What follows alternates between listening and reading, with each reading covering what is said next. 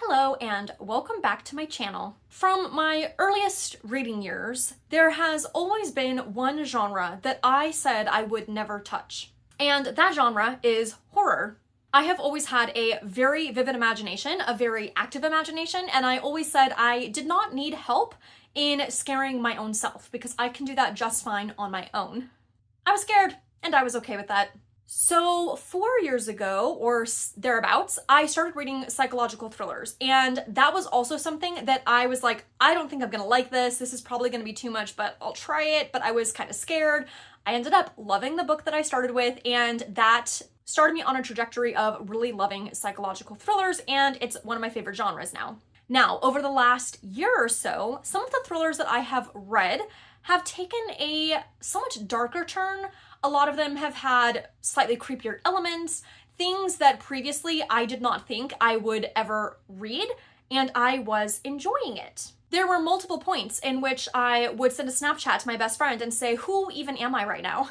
So I thought that maybe it was time to try some horror. Now, technically I have read Frankenstein. I did a review video on that earlier this year. I have also read Dracula, so I have read some classic horror books. But as far as more modern horror or slightly creepier elements, I had not previously read anything along those lines. So on my BookTube newbie tag, and I feel like in various other places in the BookTube world, some people were recommending some great books to start trying horror. And one of the books that I saw recommended multiple times is The Southern Book Club's Guide to Slaying Vampires by Grady Hendrix. And the ring light glare on this is going to drive me nuts, so I'm going to set it down. That is my library copy, so it has the shiny cover. So I always had that in the back of my head that if I tried horror, that's what I wanted to start with, and so I picked up a copy and I decided to go for it. So in this video, everything will be timestamped below. I'm going to give a brief synopsis, some of my personal thoughts, some content and trigger warnings, and some spoilers. But again, everything will be timestamped, so if you want to avoid spoilers or any other section, you're welcome to jump around. And if you want to skip to the end to see, did I like my first foray into horror?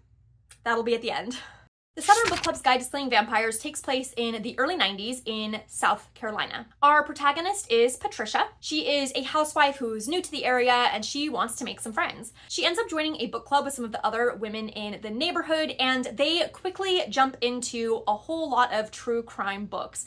They are loving the true crime, dissecting it, analyzing it, trying to figure out what they would have done in those situations, and they are just all about true crime. One day, there is someone new on their street. A man named James Harris has moved in down the street into the home of his great aunt. Patricia ends up trying to befriend him and welcome him to the neighborhood. Things seem a bit odd from their first encounter to just other things that start happening shortly after his arrival. A few weeks later, his great aunt ends up attacking Patricia and then ending up in the hospital, and a few days later, she passes away. This is kind of the first big event that is just very odd. From there, more strange things start happening. A woman who cleans houses disappears. Something happens with Patricia's mother-in-law, and soon children are becoming very mysteriously ill and acting quite strange. Patricia is convinced that something is going on and that James Harris is behind it. But will her book club believe her? Will they come alongside her in trying to solve this? Who can she trust? And what can they do as housewives to save their children and their town and their friends? So, what did I think? Did I enjoy my first horror book? Great question. Overall, yes. In some ways, no. And I will circle back to that answer more later. I was immediately drawn into the story. I really liked his writing style. It was very easy, very engaging. I enjoyed it right from the very first page. There were multiple points where I did not want to put the book down. I could vividly see, like a movie, everything that was happening. I could hear things happening. It was a very immersive reading experience, which is always fun when reading. Was I nervous? On a few occasions, I have to admit, yes, I was like, okay, let's see. But for the most part, all of those parts had warning. It's not like just all of a sudden things were happening. There was warning where I was like, okay, something's going to happen, and I think that was helpful for my reading experience as well. There were definitely elements that were vivid and somewhat grotesque, very visceral descriptions of some things. One part that really disturbed me, which I will talk about in the spoiler section, one part that I think was supposed to be the most disturbing part in the book did not disturb me too much, which I don't know what that says about me. All in all, even the most horrifying parts in this book were not over the top or overly gratuitous. There were these elements, but they were not overly disturbing, in my opinion. It was about 4 to 5 scenes throughout the book. So if this is something that you also would like to attempt to read, just know it's not like every single page or every single chapter. There are about 4 to 5 of these bigger scenes throughout the book. Those scenes are definitely more descriptive, definitely more vivid than a lot of the thrillers that I have read. But overall, the whole book, I feel like had a lot of those elements of a psychological thriller that I really enjoy. The part that's just making you, what's going to happen next? And what's going on? What is it? This element? Is it this? Is it this? Those kind of parts that get in your head is what this whole book felt like as a whole. So I really enjoyed that aspect as well. I thought it was fascinating, the true crime elements. So it wasn't just that these women in this book club were reading these true crime books, but Grady Hendrix brought some of these, like Ted Bundy and who's the guy? What is his name? He lived near where I grew up. Dude, what's his name? Charles Manson, that's his name. So some of these like real crime elements that Grady Hendrix brought in, and not a ton, but it was just kind of scattered here and there, and the way that he brought it in to bear on this story, and also how when they were discussing the books, they would say, oh, well, it makes sense that nobody noticed that Ted Bundy was this serial killer because he was so nice. And, you know, if we start seeing odd things, like it just goes to show that we need to be aware and all these things. So I thought that was kind of fun, bringing their book club to bear on the story and bringing the true crime into the story. It felt like it was just weaving lots of things together, but in a natural way. And of course, I love books about books, so that was just super fun too. I also really appreciated the housewife element. The book opens with a dictionary entry of defining housewife, and let me find it. Housewife, noun, a light, worthless woman or girl. Oxford English Dictionary, Compact Edition, 1971. Now, when I read that, let me tell you, I was Googling right away, is that even true? And absolutely it is. That is the definition in 1971 of a housewife. That made me feel a lot of things. He also included a really great prologue that if it weren't against copyright, I would read the whole thing because it was just so good. But in the prologue, he was talking about, if I were to attempt to consolidate his personal experience, along the lines of growing up, you know, his mom was a housewife and he just kind of judged her, thought she didn't do much, and the way that just societally, like that housewives were treated. And his mom had a book club, and it wasn't until he got older that he realized how much his mom and these housewives did for their kids and their families. And I think to some extent that's everyone's experience. You know, we don't always fully appreciate our parents until we get older. But especially as someone who grew up in a very conservative environment where all women were expected to be housewives, this just really struck a chord with me, the way that housewives are treated as less intelligent, as having less ambition or desires or personhood. So he said he wanted to write the story as a way to give a voice to housewives, especially in this era in the early 90s. So I thought that was really fun. So when the men in the story didn't always take them seriously, when their own husbands didn't take them seriously, when their book club was belittled, these women banded together to create something for themselves. So I love the themes in this book of women's resilience and female friendship. Something else that I think was pretty powerfully written is the racism in this book. And I really admire writers, like sometimes it can be great to point blank state something and call something out. That can be done really well. But there's also something to be said about the way that just within the narrative itself, it so starkly highlights something as big as racism. So even though Grady Hendrix never said, this is racism or all these things, the way that the story brought out these elements, it was just so good.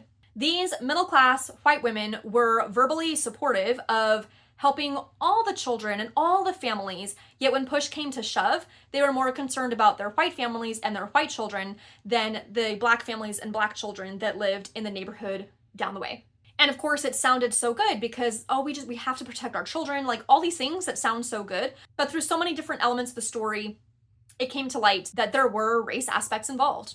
Now, one massive critique, and I was debating if I should put this here or in the spoiler section. I'm not going to give like specific details, so hopefully this will still be relatively spoiler free. However, I think it is pertinent to people who want to decide if this book might be for them or not. So, general concept, but not specific scenes or spoilers. The things happening with children, did they need to be there? So there are elements of child abuse and child sexual abuse in the story. Now, on the one hand, I understand, because truly what is more horrific and horrifying and belonging in a horror book than these things happening to children? But also, do we need that? Did it need to be made sexual? Obviously for me, again, like everybody has, like I have my own things because of my own story and background and all these things that make some things harder for me to read than others. But also, I feel like this story could have been told. Everything could have still been there in the story except for making it a sexual experience.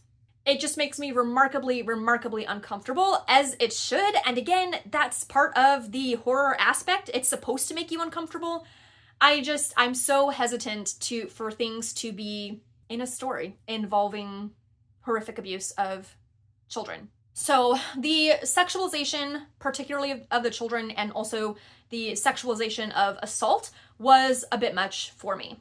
So moving to content and trigger warnings, piggybacking right off what I was just saying, there is sexual assault in this book, murder, body horror, death, child sexual abuse, and racism. For some spoilers. Okay, the part that disturbed me the most is when she was in the attic hiding from James Harris and she goes into the pile of clothes, and just the descriptions of the cockroaches and the spiders and the things tickling her, like I could feel that. And then the cockroach going into her ear, and I was like, that part was the most visceral for me. And then when she has no choice but to squish the cockroach in her ear, so gross, so gross, so gross. So to me, that was the most disturbing part. Range number 2 is, just because apparently I have to get this off my chest, so it's going in the spoiler section. Range number 2 is Anne Savage when she attacked Patricia, particularly the very vivid part of her eating the raccoon and the entrails. Yep. And then number 3, the rats on Miss Mary. And again, like it was so well, like I could see all this like it was like a movie. I was really enjoying, it was a very immersive experience. I was really enjoying the experience, but also the rats were a lot. But nothing was quite as bad for me as the cockroach in the ear. Now the part that I think was supposed to be the most disturbing part is at the very end, when indeed the women, massive spoiler, kill James Harris and the dismembering of James Harris. I think at that point, I was just on board with these women, and I was like, you know, it needs to be done, I guess. So, yes, it was gross and disturbing, but I think there was just so many other things going on with Patricia and with what James Harris is saying and the game going on with the husbands and neighbors. I think there was just enough going on that like I wasn't like focused on this. It was like, again, like an immersive experience. So that was kind of funny. I was like, oh, I think this is supposed to be more disturbing than I am feeling right now. Anyways. Okay, so in conclusion, would I read more? Specifically, would I read more from Grady Hendrix? I think so. I really enjoyed his writing style, and I know he's written at least 3 other books. I'll have to look up his books. Actually, I think he just had a new release this year that sounded very interesting, so I might jump to that at some point. I don't know when, because my TBR is very long. But I would definitely be interested in reading more by Grady Hendrix. Would I read more horror? Yes. But I think it is definitely something that I'm going to continue to tiptoe into, because I still have my limits. I still get creeped out easily. I feel like this was fine. I would be fine with more as far as quantity.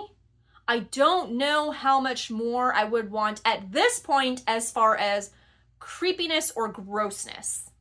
So if you have recommendations with those parameters, I would love to hear. I do have Carrie by Stephen King on my 40 before 40 list, so I think that might be the next one that I go to, because I think that book is not, it's a tiptoe into horror, because I can't imagine that I will ever want to read like The Shining or It, but just because of like specific things that I know are in those books that I think will be too much for me. Anyways, all that being said, yes, I am interested in reading more on this. So within those parameters, drop some recommendations. Some real recommendations. Don't recommend something to freak me out on purpose within my actual recommendations. Don't trap me into reading something too much. I would love to hear your experience if you have read this book or other horror, or if you are an avid horror reader. Let me know. If you were also like me, tiptoeing into the genre, let me know. I would love to hear your experience with the genre and with this book. And until next time, happy reading.